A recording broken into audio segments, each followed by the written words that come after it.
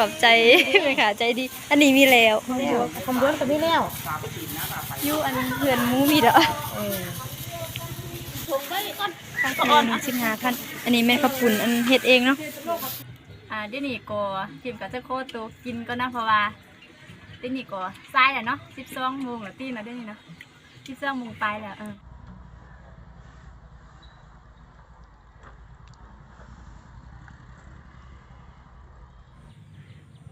สบายดีพ่อแม่พี่น้องยินดีต้อนรับเข้าสู่ช่องพิมพ์ลือหน่อยบ้านนาอีกคือเก่าเนาะซึ่งมื้อนี้ก็เป็นมือ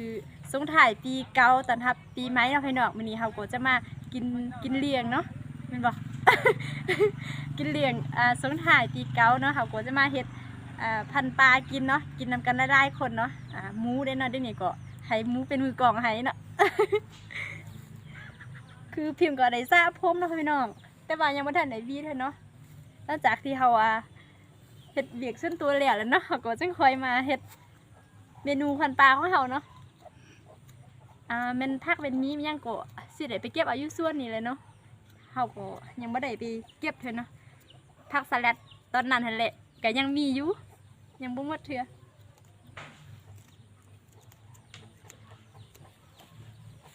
บ่ฮู้ว่ามื้อนี้สิมีหลายคนบ่เนาะออนบ่ลายเซี่ยวน้อยเซี่ยววาดเซี่ยวละคำนา3 เซี่ยวน่ะโกจิแม่น5-6 คนนี่บ่เนาะประมาณนี้เนาะให้กินนำกันแต่กะบ่ฮู้เด้อเฮิงๆไปก็สิมีไปมาอีกคู่หลายคนมาผู้นี้เมาตึงไป แต่ว่ามื้อนี้สปอร์ตได้อันนี้กินเหล้าเบียร์บ่ได้เด้กินเหล้าเฮาก็บ่กินคือกันกินเบียร์กินเมื่อวานมื้อ3 แก้วเลย2 คนวันมากินทางใดอุ๊บอยู่เฮือนนี่กินอยู่เฮือนเฮานี่เฮาเทนี่ก็มือหั่นน่ะเด้งเมื่อยแขนมันเมื่อยแขน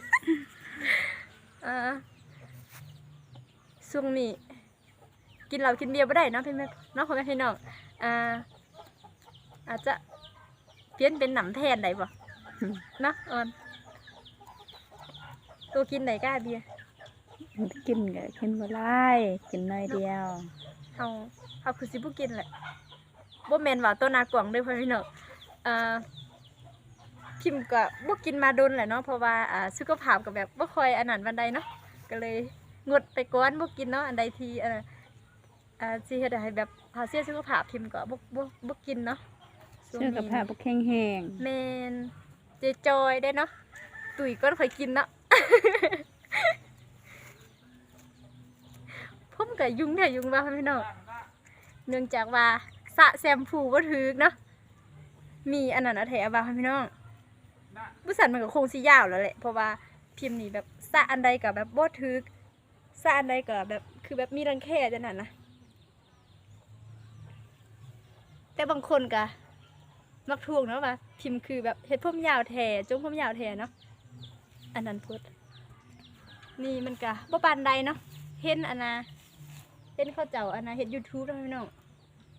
มันเขาเจ้ายาวกว่านี่เนาะแต่ว่าของพิมพ์ก็ธรรมดาซื่อๆเนาะ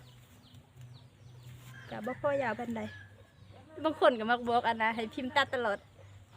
ว่าอันตัวเองจอยเด้ว่าซั่นจงผมยาวลายแห่งจอยว่าซั่นก็บ่ฮู้เนาะแบบความมักนะพิมพ์ก็เลยบ่ตัดน่ะพิมพ์ก็เลยจงไว้มันเป็นบางอารมณ์นะพี่น้องบางอารมณ์ก็แบบอยากได้ผมยาวแต่บางอารมณ์ก็แบบไม่มีเวลาจะนี่นะขันวีจะได้อยู่ละ บางอารมณ์ก็อยากได้ผมยาวๆเนาะเวลาแต่งตัวแบบไปหันไปนี้สินะก็อยากเห็ดแบบละผมยาวๆเนาะอันนั้นพี่น้องเดี๋ยวก็โจ้ไปซ้ำนี่ก็นะเดี๋ยวไปตัดภาพไปที่ตอนที่เฮาเกี่ยมเครื่องอันน่ะสิเฮ็ดอันพันปลายดีกว่าเนาะเดี๋ยวได้ก็สิยาวเนาะไปโอเคเนาะค่ะพี่น้องได้นี่เฮาก็ได้มาที่ตลาดเนาะพี่น้องที่ตลาดบ้านปุงลาดเนาะนี่เราจะมาซื้อเครื่องซื้อผักสลัดเยอะมีแล้ว มีแล้วอันนี้เท่าไหร่5,000 มีแล้ว ผมบอกว่า หอมปลอมอ่ะ อันซ้ำช่วยได้แล้วว่าเขาก็ซื้อเสื้อตัวเอง แม่ ไม่ขาบักวันเดี๋ยวเอาหอมปลอมก็ได้เพราะว่าอยู่เฮือนมันหน่อย เอาเท่าไหร่ ขายอะไรได้ พันกีบ พันกิบเอาหาพันเออ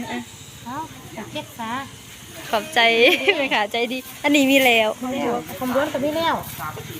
อยู่อันเฮือนหมูมีแล้ว คิดว่าสาวสี่ แม่น อ้าวขอบใจ ใจคือกันราคาเพิ่นใจดีเนาะพี่น้องเพิ่นเพื่อให้หาพันได้7มัดละสั่นเต็มแต่ผักสลัดเนาะพี่น้องนี่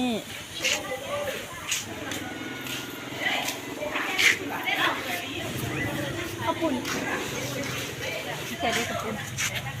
เอานี่เดี๋ยวดิซิเลอร์ข้าวปุ้นไม่มีข้าวปุ้นบีบอ่ะไม่มี ตาเขาบ่เห็นเนาะพี่เนาะขายไหนได้ฮะโล15ตอนเอานี่ใช่อันถุงไว้ก่อน โลนึง15,000อันนี้แม่นข้าวปุ้นอันเฮ็ดเองเนาะ แม่ละว่าเนาเนา แซ่บเนาะ เนาแหละ มันทักมีกินแต่นี่กันเนาะ ถ้าไปกิน 2,000เด้อค่าซิมนักซิมก็เพิ่น2,000เด้อ อันนี้ยังไม่ทราบคือตอนตะกี้เนาะตะกี้เห็นว่าหอมก็ดีแต่ว่าหอมแม่มันหอมต้องมาไม้กันเนี่ยนะมื้อมาขายที่นี่คืนได้แห่งมวลมากนะมื้อในชื่อต่างๆมื้อเขาก็เอามีนั้นนี่นะมันบอกมันมีคมมื้อเขาก็เอาเหมือนกันนะมื้อเขาเอาเหมือนอะไรต่างๆ พ่อนั่นน่ะรู้นี่น่ะ พอแล้วก็คือสิพอเนาะ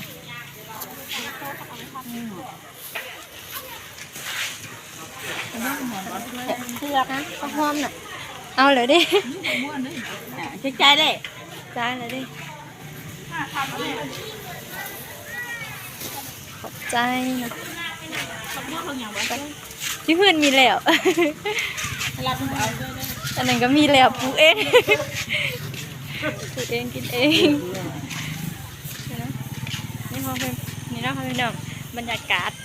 อยู่ในตลาดบ้านปรุงลาบเนาะก็จะประมาณนี้เนาะนี่ก็จะคล้ายแบบเครื่องครบเครื่องกินเนาะเป็นผักเป็นมีเป็นเครื่องฮะ ทั้งมา2หน่วยพออีก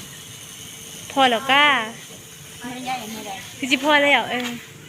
เนาะเดี๋ยวเขาก็สิพากันกลับไปเนาะพี่เนาะนี่เขาก็ได้แล้วเนาะนี่โกจะสื่อไข่กับมักทั่วดินทั่วผักเทียมเอาแล้วนี่ผักหอมเด้เนาะอยูเฮือนก็มีแต่ว่าแบบมันสันเนาะอยูเฮือนของเขามันสัน ก็เลยสื่อน้ำเพิ่นมาเนาะแต่เพิ่นกะใจดีเพื่อให้เนาะ เอาละทุกคนเดี๋ยวนี้ก็ตัดถามาทีตอนกินเลยเนาะพี่น้องนี่พันปลาเนาะพี่น้องนี่ก็จะมีเขาจะอันนี้เป็นข้าวปุ้นเนาะนี่จัดอันเฮ็ดช่องชุดเนาะทางนี้หนึ่งแล้วก็อีกทางนี้เป็นชุดหนึ่งเนาะกะบ่ไล่ปันได้เนาะพี่น้องมีแต่2-3คนกินนำกันเนาะกินถาหมูเนาะอีกจะน้อยว่าหมูว่าสิมาแต่บ่ฮู้ว่าสิมาบ่มานะ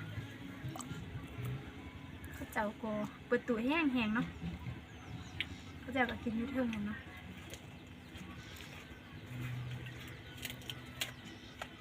มีไล่แนวไซส์จังน้อยลืม เดี๋ยวอย่างพังหอมบัวเนาะลืมใส่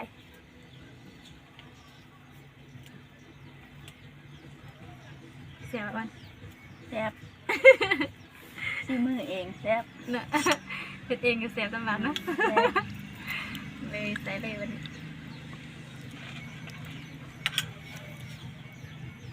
คำว่ากระยายค่ะพี่น้อง เป็นเบ้าเท้า แม่น เบ้าเท้า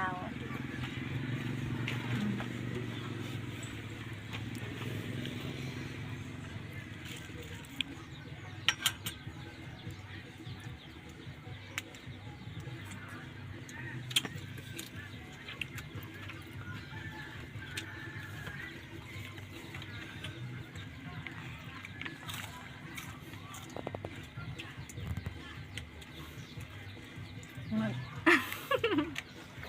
โอเคเนาะพี่น้องเดี๋ยวนี้ก็พิมก็จะโคตรตัวกินก็นะเพราะว่าเดี๋ยวนี้ก็สายแล้วเนาะ12 โมงแล้วตีนแล้วเดี๋ยวนี้เนาะ12 โมงไปแล้ว12 โมงไปแล้วก็จะได้อำลาพระจากพ่อพี่น้องไปก่อนเนาะสำหรับคลิปนี้ก็จะได้จบเอาเพียงซ้ำนี้ก่อนเนาะก็สำหรับคลิปนี้ก็บ่มีหยังไรเนาะก็มีแต่แบบมากินพี่ไทยปีเนาะเพราะว่าเดี๋ยวนี้ก็เป็นมือพี่ไทยแล้วเนาะคือแบบตอนเป็นคลิปอะไรเนาะก็จะมีการแบบสร้างสรรค์กันในเด็กกันหน่อยประมาณนี้เลยเนาะกินน้ำมูน้ำคูน้ำไม่เนาะไว้พบกันไหมในคลิปต่อไปเนาะพี่น้องจะได้ขอฝากทุกคนกดไลค์กดแชร์กดติดตามกด Subscribe เพื่อเป็นกำลังใจให้ทีมสร้างคลิปในครั้งต่อไปนี้ด้วยกันเนาะสำหรับคลิปนี้ก็สบายดี เคยก็สำหรับอันปีใหม่ที่มานี้เนาะทีมกับบ่มีคำอวยพรยังไงเนาะก็มีแต่แบบขอให้พ่อแม่พี่น้องอยู่ดีมีแฮงบ่จะผู้ทุกคนเนาะร่ำรวยเนาะปีใหม่ในมื้ออื่นสิมานี้ก็ขอให้มีแต่สิ่งดีๆเข้ามาในชีวิตเนาะพี่น้องสบายดีปีใหม่เนาะพี่น้องบ๊ายบาย